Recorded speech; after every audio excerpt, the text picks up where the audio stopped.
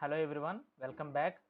Let us see case 3 in this video in finding out the normal and tangential stresses in an oblique plane.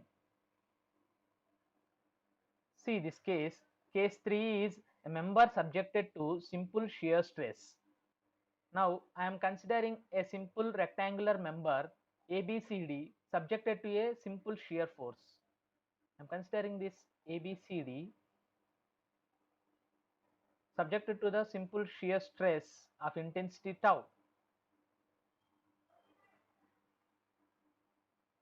And then I considered an oblique section passing through C and touches at E.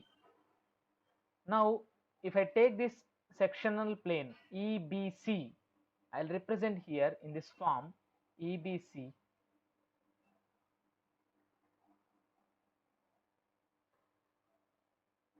Now we need to find the normal stress and tangential stress acting on this plane EC. For this, I am converting this shear stress value into a shear force Q1 and Q2. So the shear force value Q1 is equals to the intensity of shear stress tau into acting on the surface BC, that is equal to area BC into 1. And in the same way, the intensity of shear force Q2 is intensity of shear stress tau into area of action, that is EB into 1. Now from this I am going to resolve this shear force values Q1 and Q2 according to this sigma n and sigma t. See here I am considering this Q1 and Q2 which are acting on these surfaces EB and BC, and this plane EC is making an angle theta with the plane BC. Now if we resolve this Q1 into normal and tangential components, we will get Pn which is equals to Q1 sin theta and Pt we will get it as Q1 cos theta.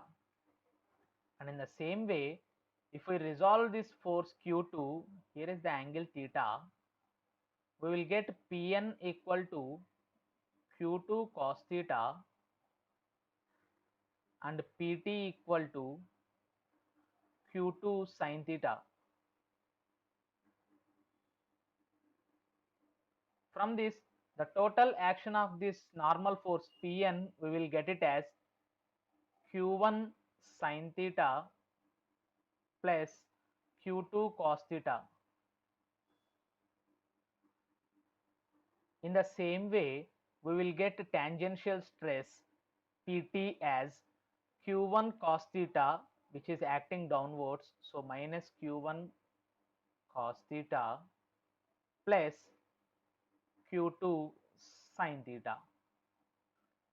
To calculate the normal stress acting on this plane EC, we will get sigma n as Pn by area of cross section of EC, where Pn is equals to Q1 sin theta plus Q2 cos theta, where Q1 we already know Q1 is equals to tau into BC.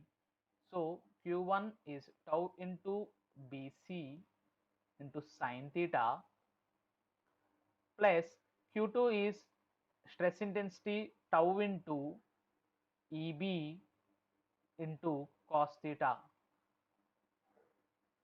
by area of the cross section or area of the plane EC into 1. So here I will get it like tau into sin theta into BC by EC, BC adjacent side, EC opposite side, that is equals to cos theta plus tau into cos theta into EB by EC. EB is the opposite side and EC is the adjacent side, so it is equals to sin theta. So we will get tau into sine 2 theta. This is the value of sigma n, which is the normal stress acting on the plane EC. In the same way, if we calculate the value of tangential stress, we will get it as Pt by A. Here Pt is minus q1 cos theta plus q2 sin theta. Q1 is nothing but tau into Bc and Q2 is tau into EB. So minus tau into Bc into cos theta plus tau into EB into sin theta by EC into 1. Okay.